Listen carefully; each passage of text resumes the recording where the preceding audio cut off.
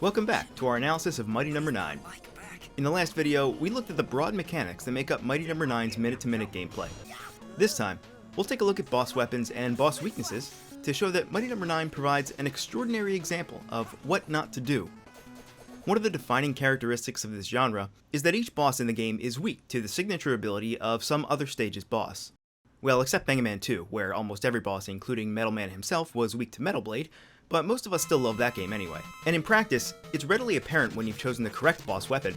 In the classic Mega Man series, you could kill some bosses in 1 or 2 hits from the right weapon, so by looking at the boss health bar, you can pretty much always tell when you've picked the right weapon. Or, for example, in the X series, certain weapons could disable boss behaviors with very obvious tells. For instance, you can remove Armored Armadillo's plating, or you can break off Flame Mammoth's trunk. Either method is fine for informing the player that they made the right decision in weapon selection, and while knowing which weapon is the correct one can sometimes be trial and error, it's trial and error that doesn't usually result in a quick or unfair player death, like a blind jump into spikes.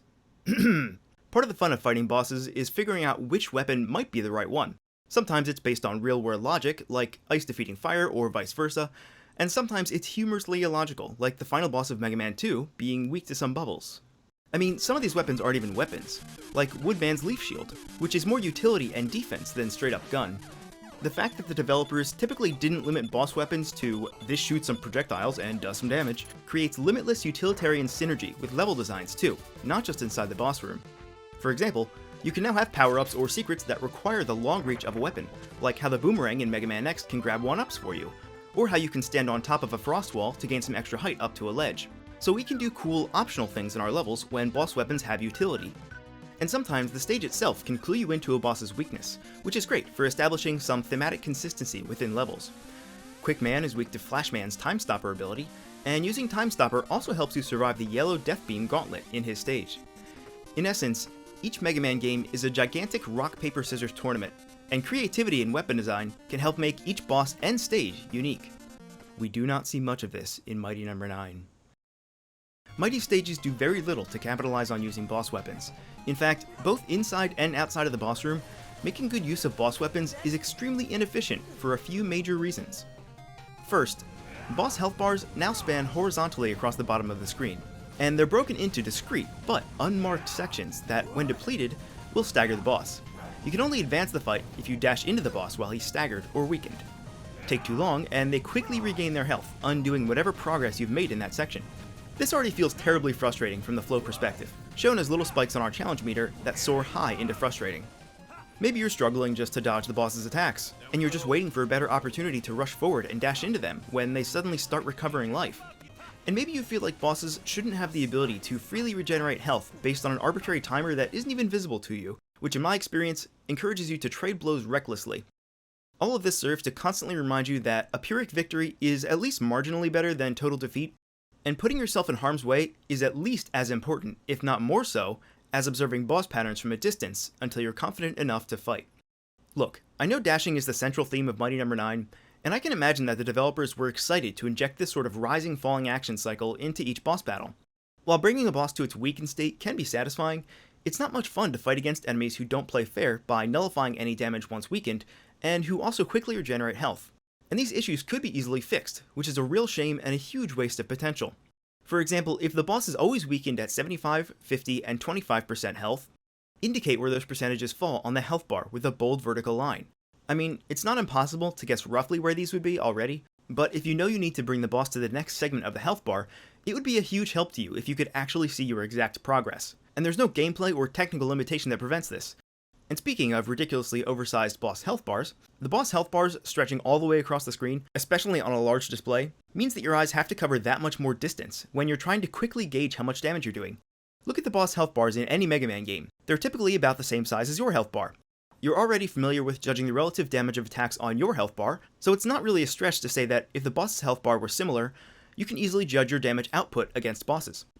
But there's one other thing about those Mega Man health bars: they're divided into segments, so that when you're testing out the damage of multiple boss weapons, you have a concrete unit of measurement to compare them all.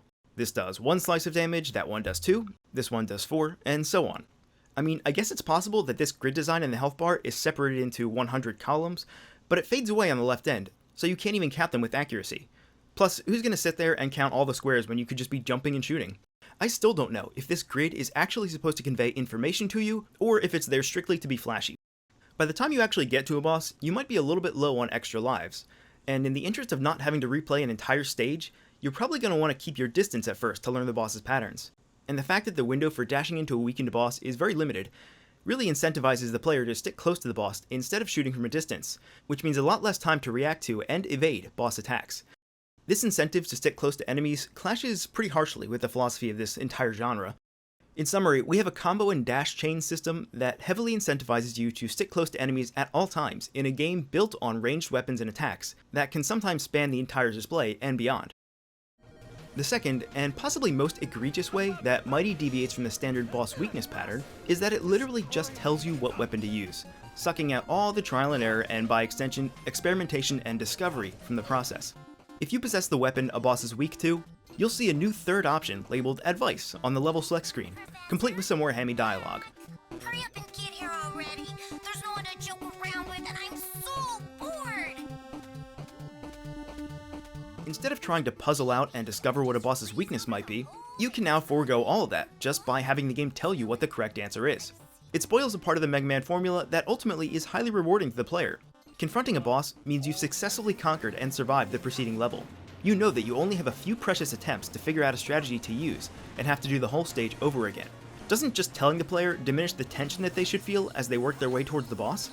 And on the surface, this might not really sound all that important, but imagine that you sit down to play a new Mega Man game, one that you've never played before, and on the main menu is a flowchart showing all the bosses and their respective weaknesses.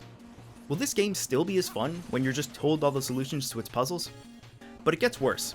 If you are being receptive to this advice, once you've gotten your first boss weapon, the rest of the game will play out in a predetermined order as long as you follow the boss weakness patterns. You just have to browse through the level select screen until you find the one that offers new advice, and as long as you follow this order, you'll always have an edge over bosses.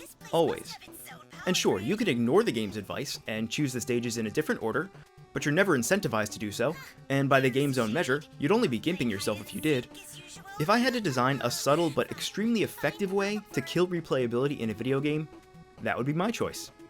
At this point, you might be thinking, Ed, a reasonable suggestion here would be simply not to read the advice that spoils each boss fight. Normally, this would be fine, except for this. If you already possess the boss weapon that this current stage's boss is weak to, then that boss you previously defeated will appear in the current stage to change some aspect of it. Time to dip into my slush fund and create some frozen assets. Pretty cool, right, Beth?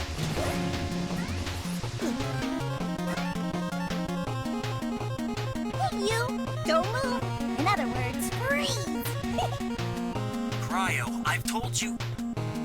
Never mind. Even if you purposely avoided the advice tab, your efforts were wasted. You're forced into being told what weapon is the best to use.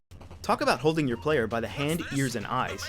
So the weapon system is already a mess, but it doesn't stop there. There's a third gripe, and it's a big one: weapon balance. Like any Mega Man game, you can use your default weapon to defeat every boss if you want to. But the difference with Mighty No. 9 is that it's often the easiest way, even if you already possess the correct boss weapon. Here's why. You can only set 3 boss weapons to quick slots, and if you need a 4th, your only option is to scroll through a vertical listing of boss weapons in real time only, and not on the pause menu, where you could, take a second to think about which weapon you'd like to use. And keep in mind that one of the only times that you'd need to be able to quickly select more than 3 weapons is during boss fights, where your downtime is already limited as it is. Even worse, this vertical listing is done by obscure symbols only, and not by text. A plus symbol? 3 vertical lines? Why is this whirling blade represented by a blue letter H? But wait, there's more! Selecting an ability from this drop-down menu requires an additional button press, dedicated to swapping forms. Why not activate each form immediately? Boss fights are already frantic enough, so why do we need the extra second of button input and animation delay to change weapons? You know what, screw all of that, I'm just gonna use the Buster and call it a day. The clunky weapon swapping would be a real problem if switching your weapons was necessary, but for better or worse, this is almost never the case with Mighty No. 9. This is for 2 reasons. The standard Buster is already immensely powerful against bosses due to a shortage of iframes, and the boss weapons have so little utility over the Buster in most cases that it's usually not even worth using them. First, the iframes thing. Typically in Mega Man games, bosses have a short period where they flash after receiving a hit. During this time, they can't be damaged further. This is what I'm calling iframes, or invulnerability frames. Using iframes like this prevents you from just mashing the shoot button as fast as you possibly can and killing a boss in mere seconds. But you also have iframes, which is the reason that after you take a hit, you flash for a few seconds. For a short but noticeable time, you can't be damaged again. The iframe duration for bosses in Mighty No. 9 is, by comparison, essentially 0. You can shoot off 10 or 20 buster shots in the same time it takes to launch just a few shots from a boss weapon. And since there are no boss iframes, the buster is almost always the better option if you have a quick finger. It's a really weird design choice because this lack of iframes has typically only been seen in regular stage enemies across the Mega Man series. It's what lets you kill a Sniper Joe without having to wait through several animation cycles. I'm making a wild guess here that the same behavior was extended to Mighty No. 9's bosses to validate the comically sized boss health bars, which is sort of like covering up a broken vase by smashing a couple of wine glasses on top of it and hoping that nobody notices. Instead of creating two problems that obfuscate each other, just clean up the first one and let it be done. And what about the very limited utility that these boss weapons provide? Well, some of them are just variations on your regular shot, like Counter Shade Sniper Rifle, which shoots a single, slow-moving bullet with a ridiculously long cooldown before you can fire a second shot. One boss weapon is a close-range only explosion in a world where everybody uses ranged attacks, and there's also a bulldozer, which disables any ranged attacking you can do and forces you to physically collide with enemies to damage them, after which you're likely to receive some uncontrollable knockback. The disappointment here is twofold. Not only are the level designs ill-suited to take advantage of most of these boss weapons, but the weapons themselves can often be more of a nuisance than simply spamming buster shots. Aside from the 2 or 3 actually useful weapons, the rest will make a single appearance, if that, when you fight whatever boss is weak to them. Take Brandish, for example. This boss uses a sword exclusively, so your best bet is staying at long range where he can't stab you. Yet his weakness is for you to turn into a bulldozer and trundle along while he river dances around you at 6,000 miles per hour. Meanwhile, he's going to be attacking you whenever you're close enough, so enjoy those swords in the face. What a perfectly succinct microcosm of the tug of war that this game is constantly playing with itself. You're indirectly encouraged to remain far away from Brandish, but you must be in his face constantly if you want to use the weapon he's weak to.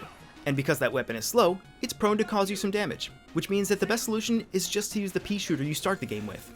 Am I the only one who thinks this is insane? And the weapon you get from Brandish is by far the most broken boss weapon in the game. It's a sword attack, so it's melee only, but it consumes no energy, and just like the buster, it can attack as fast as you can mash. This is the only weapon that squarely fills the niche of trading your attack range from the buster for a huge damage boost in this sword, which makes the explosion and bulldozer skills pretty much obsolete from the start. In fact, Brandish's sword is the only boss weapon that comes close to replacing your buster as the default weapon of choice. And if you like to play aggressively during boss fights by staying within melee range, then it's the single best weapon in the game by an unreasonably large margin. Some of these 8 boss weapons are just straight up recycled from previous Mega Man games.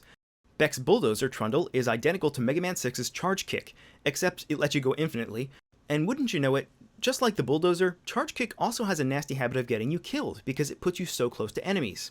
Battalion's Remote Cannon is literally just the Crash Bomb from Mega Man 2, and while I love that game, I'm starting to realize that you never really use Crash Bomb outside of situations where it's strictly necessary to break a wall or hurt a boss. It's really too impractical to use in any other situation.